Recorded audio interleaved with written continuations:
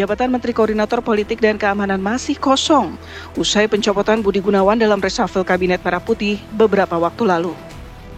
Hingga kini pemerintah belum menyiapkan pengganti. Sementara status Menko Polhukam hanya diisi ad interim, namun Presiden Prabowo Subianto pun belum menandatangani surat penetapan pejabat sementaranya.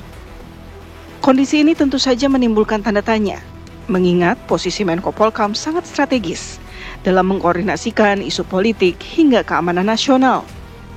Pemerintah beralasan penunjukan pejabat baru memerlukan pertimbangan matang, sementara sejumlah pihak khawatir kekosongan jabatan definitif berpotensi menghambat koordinasi lintas lembaga, terutama di tengah dinamika politik dan keamanan yang kian kompleks. Publik ini menanti, siapa sosok yang akan dipercaya untuk mengisi kursi strategis Menko Polhukam. Tim TV One mengabarkan.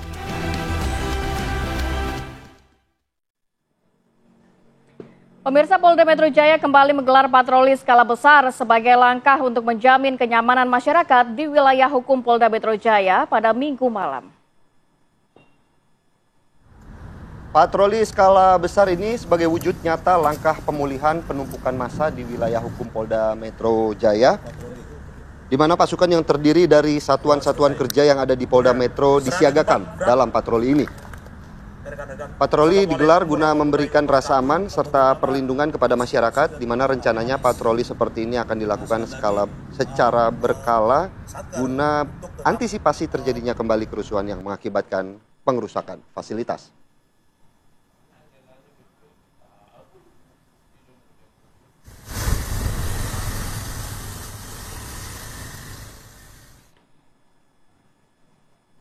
Ya, seperti kita tahu bahwa Menko Polhukam ini merupakan salah satu kursi paling strategis di kabinet karena cukup kompleks ini mengatur koordinasi antara berbagai instansi mulai dari TNI, Polri, intelijen dan lain sebagainya. Sampai saat ini masih tanda tanya nih, kira-kira siapa yang akan menggantikan posisi Menko Polhukam karena saat ini juga baru ada ad interim. Kalau bahasa Latin artinya untuk sementara waktu. Bukan magang ya? Bukan magang. Kalau kita mendengarkan pernyataan dari Pak Prabowo Subianto mengatakan ya ini masih tunggu waktu biar kalian tetap semangat. Ini lagi bahas sekolah rakyat kok akhirnya menanyakan Menko Polhukam. Masih menjadi misteri. Tentunya kita akan bahas di Apa Kabar Indonesia pagi hari ini tentunya dengan beberapa narasumber. Sudah hadir bersama kami Ridwan Habib selaku analis kajian intelijen UI. Selamat pagi. Selamat pagi. Dan juga masih dalam perjalanan kami menunggu Ulta Levenia selaku peneliti dan pengamat keamanan internasional yang masih menuju ke sini ya. Sesaat lagi. Tapi kita akan langsung tanyakan, Mas, perlu nggak sih Pak Presiden Prabowo Subianto secara cepat mengumumkan Menko Polhukam yang baru atau sosok Syafri Samsudin juga cukup? Ya, kalau fungsi Menko Polhukamnya kan sudah dilaksanakan oleh Pak Menhan ya, Pak Syafri Samsudin. Tapi memang kita memahami bahwa dalam situasi krisis, ini kita anggap krisis ya, karena setelah demonstrasi besar, dalam situasi krisis itu Presiden perlu orang yang sangat bisa dia percaya.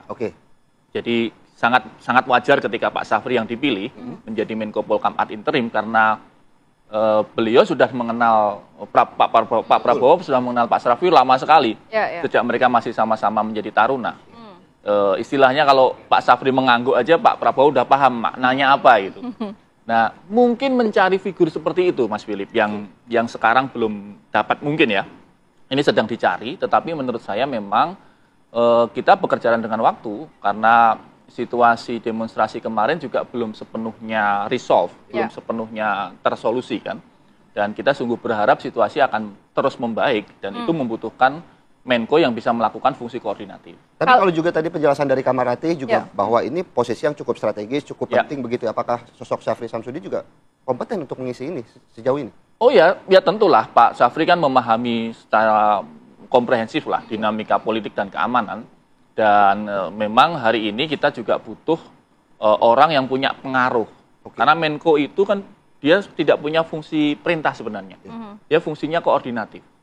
Yang boleh misalnya, yang boleh memerintah Panglima TNI, yang boleh memerintah Kapolri itu Presiden. Menko itu memberikan fungsi koordinatif gitu. Nah, tapi tetap butuh figur yang bisa diterima oleh BIN, diterima oleh Polri, diterima oleh TNI yang kemudian bisa menyatukan mereka dalam satu gerakan besar, potensi besar gitu. Ya, kalau berbicara mengenai ad interim kan ini untuk sementara waktu ya Mas ya. Ya. Ini sebenarnya posisi yang strategis karena mengkoordinasi berbagai instansi, TNI, Polri, dan juga intelijen. Kalau dari sisi Anda melihatnya nantinya akan ada implikasi apa sih sebenarnya kalau memang jabatan ini juga belum terisi secara definitif? Ya, fungsi ad interim itu bukan kemudian kosong. Dia berarti sudah berjalan. Jadi tapi secara hanya running. bisa mengambil keputusan secara administrasi saja ya? Oh, tidak juga. Tidak juga. Kalau dia sudah mendapat mandat sebagai Menko Polhukam ad interim, dia boleh melakukan fungsi-fungsi utamanya. Tetapi memang di hari-hari ini kita juga gini Rate, kita butuh Menko itu yang juga bisa memahami situasi kondisi media sosial. Karena hari ini nih kan yang bergerak nih kan adik-adik Gen Z ya. Betul. Jadi kalau istilah kami itu kalau Menko-nya boomer gitu, sementara demonstrannya Gen Z kan nggak paham nih. Ada gap komunikasi. Ada gap. Nah, mungkin kita berharap Menko yang akan dipilih Presiden Prabowo adalah Menko yang tidak harus anak muda sebenarnya, tapi orang yang bisa memahami dinamika, situasi, kegelisahan adik-adik muda ini. Karena kan pasti mereka juga punya tim untuk menyokong data-data tersebut. Tentu, Tidak perlu yang muda-muda seperti itu. Betul, dan Menko kan sebenarnya juga dia tidak bekerja langsung karena dia tidak punya fungsi di provinsi-provinsi. Yang bekerja itu adalah institusi yang dikoordinasi dia. Jadi saat ini kalau Pak Syarif sebagai ad interim, kalau Anda melihatnya sebenarnya bisa juga memiliki legitimasi yang cukup untuk nantinya mengambil keputusan jangka panjang khususnya di bidang politik dan juga keamanan ya. Dalam arti dua kementerian di bawahnya. Oh, sangat cukup. Pak Safri kan memang sangat memahami soal Kementerian Pertahanan. Jadi sebenarnya fungsi-fungsi beliau di Menhan ini sudah otomatis running begitu. Jadi kalau kemudian misalnya ini kan kantornya berseberangan ya, beliau berkantor di sampingnya, di samping Kemhan, itu tetap bisa memandu situasi di Kemhan sebenarnya. Tapi kalau kapasitas jadi Pak Indra Safri sendiri melihatnya sejauh ini bagaimana Mas? Untuk kedepannya apakah memang ini ada kemungkinan dalam tanda kutip diperpanjang atau seperti apa atau justru dipakemkan jadi Menko Polhukam? Ya, kita coba melihatnya dari psikologi Presiden Prabowo. Ya, kenapa kemudian Pak Safri Samsudin yang misalnya memimpin jumpa pers pada hari Minggu sore pada saat situasi demonstrasi sudah mulai cooling down, itu satu. Kemudian bagaimana misalnya Pak Safri itu melaporkan dinamika hariannya kepada Presiden Prabowo. Nah, dari beberapa gestur-gestur itu kita bisa melihat bahwa memang Pak Prabowo dan Pak Safri ini sudah bonding. Ada kenyamanan. Sudah nyaman, sudah chemistry-nya sudah dapat. Sehingga mungkin dugaan kami sih tidak terlalu buru-buru nih untuk mencari pengganti Menko Polhukam, ya, karena memang sekarang sudah bisa ditangani gitu. Akan tetapi memang masyarakat sipil misalnya juga berharap ada figur yang bisa menjadi jembatan nih dari gerakan demonstrasi, gerakan masyarakat sipil dengan pemerintah. Nah, figur itu bisa saja kemudian nanti Menko Polhukamnya diambil dari sipil. Pak Safri sudah sipil karena purnawirawan, tapi kan latar belakangnya militer gitu. Mungkin bisa diambil dari sipil murni misalnya. Jadi kalau menurut Anda dari sipil murni bukan dari militer, kepolisian atau dari partai politik begitu Mas? Ya tentu saja itu hak prerogatif presiden ya. Tetapi faktornya tiga. Pertama, dia harus bisa memanage krisis. Jadi dia harus orang yang dikenal lama oleh presiden. Karena situasinya ini butuh orang yang bisa dipercaya. Yang kedua, dia dekat dengan Gen Z, dekat dengan media sosial, dekat dengan situasi dinamika hari ini, netizen gitu ya. Kasarnya HP-nya ada TikTok-nya nggak gitu. Gampangnya gitu. Ada aplikasi TikTok. Di HP-nya ada aplikasi TikTok nggak kan gitu. Nah, yang ketiga, dia harus punya leverage. Dia harus punya pengaruh di mata Kepala BIN, di mata Kapolri, di mata Panglima TNI. Jadi dia harus punya CV. Harus punya rekam jejak, misalnya mantan pejabat negara, mantan menteri, atau apa, sehingga kemudian dari tiga-tiga ini bisa inline. Nah, yang terakhir tadi misalnya Pak Prabowo berkenan, bisa saja diambil dari sipil. Dari nama-nama yang sudah muncul ke publik, Mahfud MD dan lain sebagainya, Anda melihatnya bagaimana? Aku nggak tahu, aku belum pernah lihat HP-nya Pak Mahfud ada TikTok-nya apa enggak ya. Tapi maksudku mungkin saja ada pembicaraan-pembicaraan itu, kan. Pak Prabowo misalnya dulu waktu masih menjadi Menteri Pertahanan sering mengundang Mas Andi Wijayanto, saat itu Gubernur Lemhanas, untuk makan siang diskusi soal masalah-masalah terkini. Dan kalau Mas Andi aku tahu tuh HP-nya ada TikTok-nya gitu. Ya bisa saja orang-orang begini sipil murni yang punya kapabilitas tentang pertahanan, keamanan, politik, mungkin saja akan dilirik oleh Presiden. Gitu. Nah, kita juga masih menunggu ya bagaimana kemudian ada nama-nama. Kalau kita melihat bagaimana yang cukup sulit kan artinya kan untuk menarik garis ya artinya dari Gen Z, kemudian ada kebutuhan-kebutuhan untuk kepentingan politiknya juga seperti itu. Ini posisinya seperti apa kira-kira, Mas, nanti ke depannya? Tapi tahan dulu ya, nanti kita akan sambung lagi di segmen berikutnya. Tetap bersama kami di Apa Kabar Indonesia Pagi.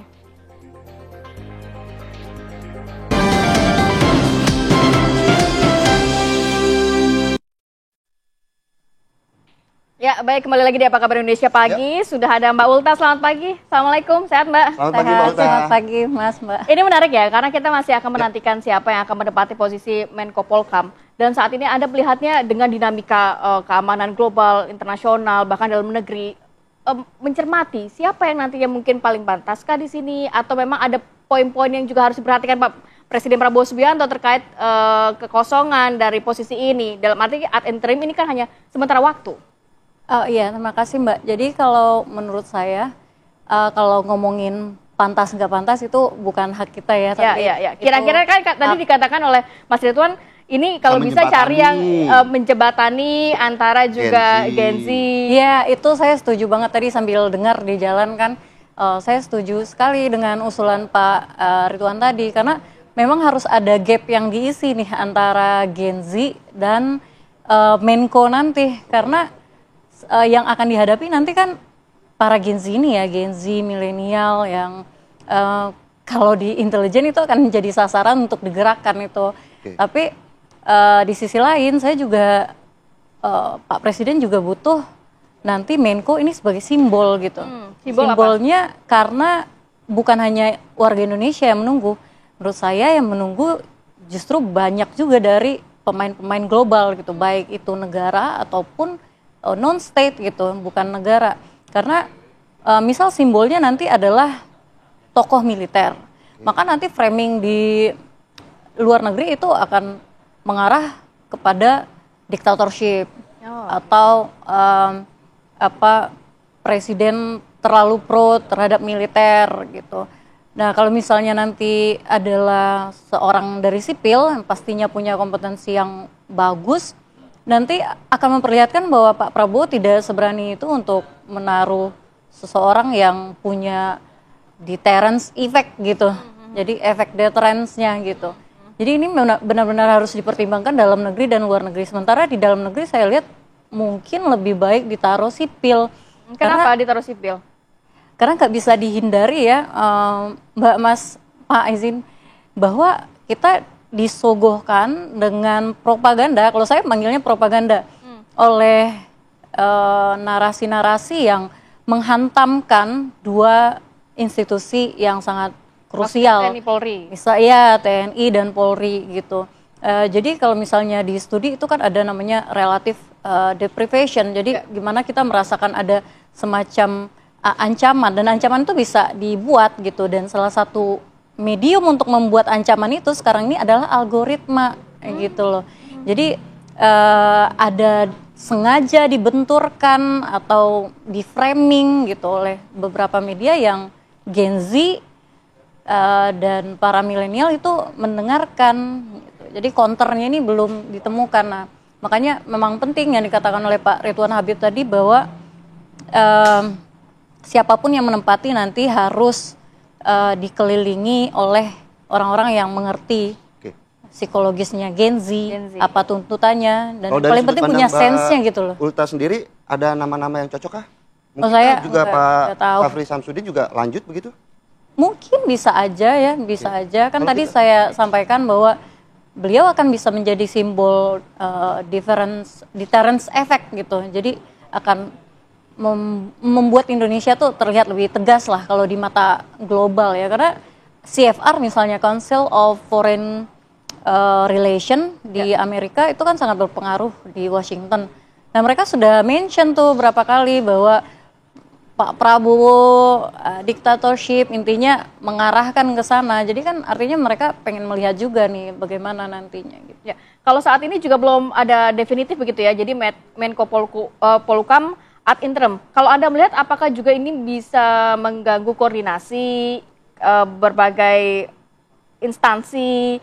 Karena kan sebenarnya jabatan ini kan membutuhkan fungsi yang koordinasi supervisi kan terhadap berbagai lembaga instansi seperti Polri, TNI, dan juga BIN dan lain sebagainya.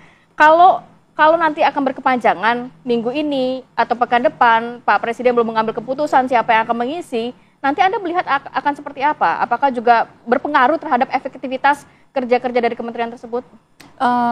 Saya nggak ngelihat itu harus diputuskan buru-buru sih Mbak. Karena posisi Menko itu, apalagi Menko Polkam ya, beliau akan membawahi Menteri Luar Negeri, Mendagri, Menhan, Komdigi sekarang ya, TNI, Polri, BIN gitu. Jadi itu bukan keputusan yang bisa dibuat dalam semalam. Nanti yang akan mengisi posisi ini untuk periode selanjutnya akan gak segampang itu gitu. Karena ini adalah posisi yang sangat penting bagi Presiden dan ini juga posisi yang menjadi apa ya, Achilles heel-nya lah, semacam layar di mana Presiden itu bisa mempercayai seseorang gitu loh. Jadi tidak ada ini sih esensi kalau misalnya kita buru-buru gitu untuk memutuskannya gitu. Sama Pak Ridwan ya, sekarang apakah setuju juga dengan pernyataan Mbak Ulta bahwa tekanan elit global ternyata juga cukup mempengaruhi posisi Menko Polkam nantinya, begitu? Pasti seorang Menko itu menjadi representasi memang, apalagi ketika misalnya dalam pertemuan-pertemuan internasional. Tentu saja elemen-elemen asing, kepentingan-kepentingan asing juga berkepentingan dengan siapa yang akan menjadi Menko. Apa yang figur ini kalau terpilih menguntungkan mereka atau tidak. Tentu saja ada pengaruh itu Mas Philip. Tetapi memang saya setuju dengan Ulta tadi bahwa memang tidak perlu kita buru-buru. Karena Presiden Prabowo pasti juga punya pertimbangan-pertimbangan khusus. Menurut saya sih mencari chemistry tadi ya. Mencari chemistry yang pas karena dalam situasi pasca krisis ini supaya tidak ada spike baru, supaya tidak ada angsa hitam baru atau black swan baru. Itu perlu orang yang saya kira perlu orang yang benar-benar dipahami luar dalam gitu oleh Presiden Prabowo. Tapi kalau melihat nama sebelumnya ini kan dianggap dekat dengan PDIP ya. Kalau misalnya kita melihat apakah mungkin dari partai politik lagi ini Mas? Maksudnya nama sebelumnya ini Pak Budi Gunawan. Ya itu sekali lagi kembali kepada pilihan Presiden Prabowo ya. Dan saya tidak melihat relevansi apakah karena Pak BG ini partai atau bukan. Karena memang Pak BG ini kan lama juga berinteraksi dengan Presiden Prabowo saat beliau masih menjadi Menhan. Dan Pak BG juga yang mempertemukan Pak Prabowo 2019 dengan Pak Jokowi di MRT. Waktu itu cukup legend. Ingat kan dari situ ya? Iya kan, waktu itu kan yang mempertemukan di situ. Lalu waktu di Surabaya tahun 2022, Pak BG masih kepala BIN memberikan simbol-simbol bahwa kayaknya nih Pak Menhan deket-deket Presiden, jangan-jangan mau jadi Presiden nih. Nah, itu kode-kode ini sudah lama. Jadi bukan karena misalnya Pak BG dipilih karena representasi PDI Perjuangan. Jadi kembali ke tadi, saya kira tidak perlulah kita misalnya mengusulkan pada Presiden harus partai ini atau partai itu. Sekali lagi kalau saya tiga tadi, chemistry-nya, yang kedua dia mempunyai kapasitas menjembatani komunikasi dengan teman-teman Gen Z, dengan kelompok-kelompok mahasiswa. Kemudian yang terakhir punya leverage. Dia harus bisa mendapatkan pengaruh, dihormati oleh BIN, Polri, TNI, Kemdagri, Kemlu, dan instansi lain yang dikendalikan. Mungkin Mbak Ulta juga ada tanggapannya melihat tiga kepentingan tadi, apakah sosok Syafri Samsudin juga cukup untuk mengisi posisi Menko Polkam begitu? Sebenarnya Pak Syafri benar-benar memiliki kapabilitas yang mumpuni untuk ada di Menko Polkam dan menjalankan fungsi tersebut. Cuman kan kalau misalnya Pak Ridwan Habib tadi kan tiga itu. Nah, saya hanya menambahkan aja bahwa saya karena mengamati politik global dan ancaman dan keamanan di luar sana, jadi saya juga melihat bahwa Menko Polkam yang akan ditunjuk nanti adalah simbol dari atau mungkin bisa dibilang seperti bahasanya Pak Prabowo dalam merespon kritik di luar negeri dan bagaimana gerakan-gerakan di luar negeri itu berusaha untuk mengintimidasi beliau mungkin karena dekat kepada kelompok BRICS sekarang. Nah, itu akan menjadi simbol, itu aja tambahannya sebenarnya. Apa sih PR yang paling berat untuk Menko Polkam nantinya? Gen Z pasti. Berarti lebih pada internal dalam negeri ya? Bukan begitu ngelihatnya, izin Mbak. Jadi kalau saya ngelihat itu adalah ketika ada, kalau saya melihat operasi intelijen, kan ini senior lebih paham. Tapi kalau misalnya saya melihat operasi intelijen itu adalah bagaimana itu digunakan dalam ruang geopolitik dan politik internasional untuk mempertahankan hegemoni. Nah, ketika mempertahankan hegemoni ini, maka mereka akan menggunakan variabel-variabel yang bisa misal mengarahkan negara tersebut untuk berpihak kepada mereka. Misal salah satu contohnya. Nah, kenapa saya bilang fokusnya kepada Gen Z dan perlu sekali untuk memahami, mendengarkan Gen Z, opini mereka dan argumen-argumen dan cara behavior mereka gitu. Karena kalau dalam operasi intelijen itu akan dilihat sebagai variabel yang sangat vulnerable. Rentan begitu ya? Rentan untuk disusupi, karena disusupinya ini maksudnya bisa macam-macam ya, secara ideologis, bisa macam-macam gitu. Apalagi sekarang kan menggunakan sosial media kan. Kalau dulu ada banyak operasi-operasi intelijen di luar negeri, misal kayak Operation Northwood, Operation Zapata, itu mereka memang invest. Jadi mereka seperti mentraining anak muda itu, memang physically training anak muda itu untuk, anak muda Kuba waktu itu, untuk kembali ke Kuba dan membuat revolusi misal gitu, karena ada perseteruan antara Amerika dengan Kuba waktu itu. Nah kalau sekarang menurut saya tuh ya cukup scroll aja, dan lawannya permasalahan yang harus dilawan oleh Menko nanti bukan hanya orang, bukan hanya narasi, tapi juga Gen Z-nya. Bukan, algoritma. Berarti harus, artinya Menko Polhukam, the next Menko Polhukam ini minimal harus melek digital. Gitu. Oh pasti harus. Kalau enggak itu kan kayaknya seminggu atau berapa hari yang lalu ya, belum sampai seminggu kan, Presiden Donald Trump mengumpulkan para tech entrepreneurs, jadi Mark Zuckerberg, terus yang Google juga, semuanya dia kumpulkan gitu. Karena mereka tahu sekarang ini kan kita udah ada di dunia yang borderless juga ya. Batas, ya. Jadi siapa sih kepala negara sekarang yang nggak pakai medsos? Jadi itu dia tuh udah di atas gitu jatuhnya. Sehingga ada patron klien. Kalau menurut Anda gitu. haruskah ada terobosan? Tadi kan Mbak Ulta mention yang paling penting adalah melihat Gen Z-nya ya. Kita tahu Indonesia ini kan punya bonus demografi, banyaknya anak muda. Jangan sampai anak muda ini ke sisi negatifnya. Tapi apa mungkin terobosan yang harus dilakukan oleh Menko Polhukam?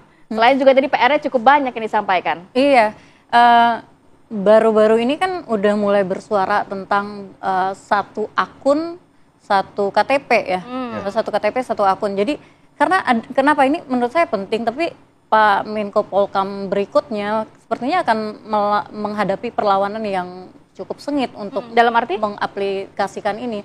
Karena gini, sekarang ini di Indonesia kita tuh dihadapkan dengan satu orang banyak akun gitu.